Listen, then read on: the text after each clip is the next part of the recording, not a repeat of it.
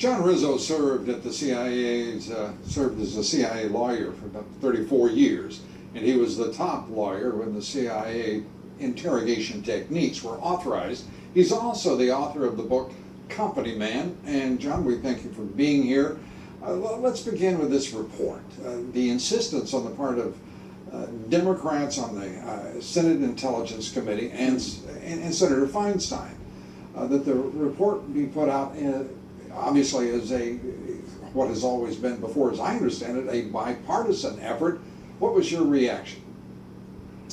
Well, as to the timing of the release, I must say I was surprised. I was surprised especially when I learned that Secretary of State John Kerry, a liberal Democrat from my home state, Massachusetts, as Secretary of State, felt obliged to call Chairman Feinstein personally a few days ago to apparently urge her not to release the report at this time because of the ensuing threats that it would engender. Now, a Secretary of State doesn't do that unless there is really serious intelligence evidence to that effect. So I found that quite telling.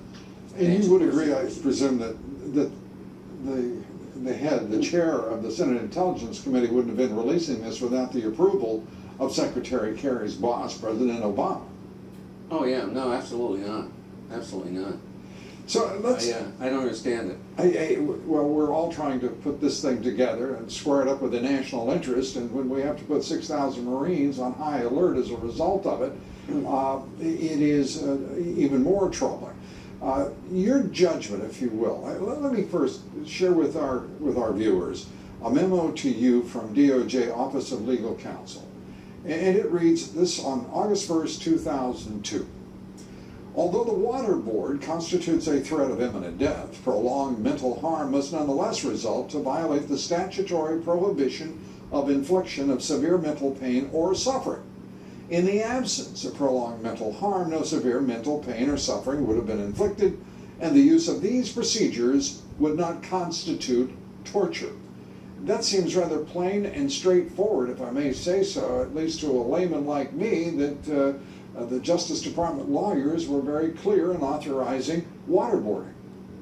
Well, yeah, I certainly thought so at the time. I mean, I solicited their binding legal view one way or the other. By the way, if they had come back and said these proposed techniques are torture, that would have been the end of it. But I read the memos at the time of national crisis, I should add. Absolutely. And I was persuaded by them, and I was reassured that the highest branch, legal branch in the executive branch had given us what I thought was authoritative, definitive conclusions. A number of CIA directors, 3 of them, have actually said that the White House was fully informed of what was going on, or at least, as Vice President Dick Cheney put it to our Brett Baer, the president knew what he wanted to know and had been informed of what he needed to know. Do you concur with that? Yeah, of all the claims made by the Senate Democratic report, the fact that the charge of CIA never informed the White House or misled the White House is particularly preposterous to me. I mean, I will tell you, I was there at the beginning, briefing in the Situation Room, the National Security Council, Vice President Cheney, Condoleezza Rice, Chief of Staff Andy Card, the Attorney General John Ashcroft. The notion that we somehow misled or kept things from the Bush White House, I mean, it'd be comical if it weren't so astonishing. Well, there's a lot about this report that's astonishing. First, that it exists at all. And secondly, that we're talking about our covert services, our clandestine services, in the open, in the clear, and talking about their treatment of people who were trying to destroy Americans and this nation. It's astounding. And what is your judgment of the impact on the Central Intelligence Agency and those who are defending the nation who work there? Well, I mean, you know, it is a scathing indictment of a large chunk of people in the agency who are still there. Now, I'm 5 years retired, and so are my senior colleagues, so, I mean, we can take care of ourselves, but I will tell you, I would say at least 100, probably more, CIA people who are in Langley now working hard against ISIS to protect the American people. We're also working hard in those years, those 7 years when the interrogation program was in effect.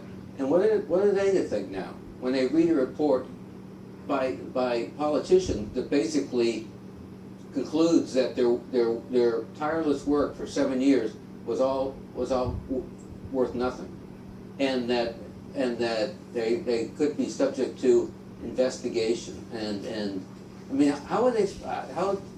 what kind of effect could that have on the morale there of the current people? That's what I worry about. As do we all. John Rizzo, thanks for being with us. We appreciate it. Thank you, Luke. Former Health and Human Services Secretary Kathleen Sebelius says she knows how to fix Obamacare.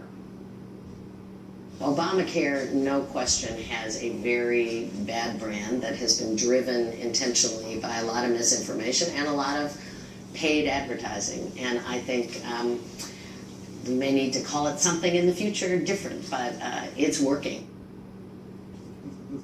We've heard that before, haven't we? Earlier this week, outgoing Senate Majority Leader Harry Reid, however, blamed Obamacare for the Democrats' midterm losses. Senator Reid said, quote, "We never recovered from the Obamacare rollout." The secretary didn't mention that, did she? Odd.